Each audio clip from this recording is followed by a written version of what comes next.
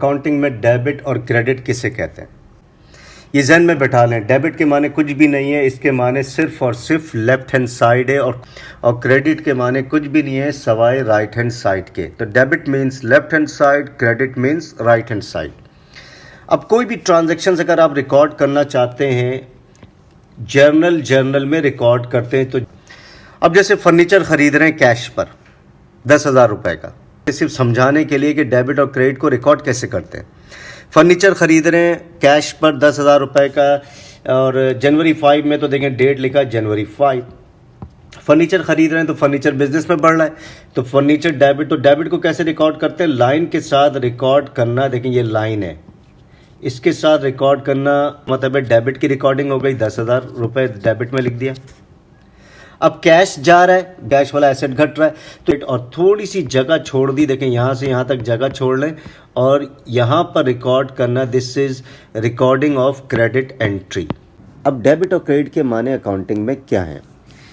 अच्छा, ये टाइटल है, ये लेफ्ट हैंड साइड है, ये राइट हैंड साइड है।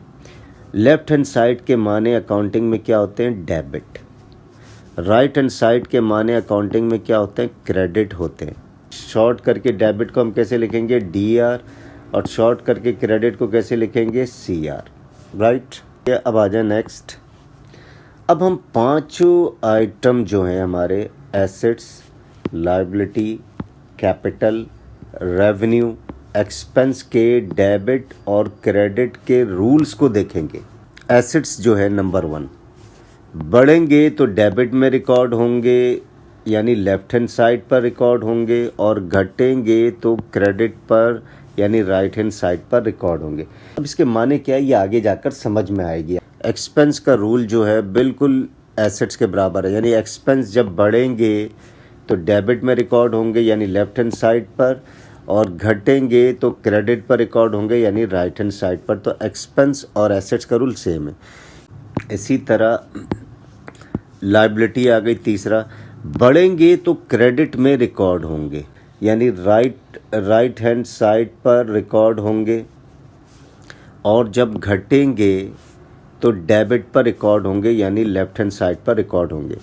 तो कैपिटल का रूल भी सेम है, जो कैपिटल का रूल भी वही लायबिलिटी की तरह का है, और रेवेन्यू का रूल भी लायबिलिटी की तरह का है, यानी रेवेन्यू भी बढ़ेंगे तो क्रेडिट में रिकॉर्ड होंगे और घटेंगे तो डेबिट में रिकॉर्ड होंगे, और कैपिटल भी बढ़ेंगे तो क्रेडिट में रिकॉर्ड होंगे और घटेंगे तो डेबिट पे रिकॉर्ड होंगे, राइट।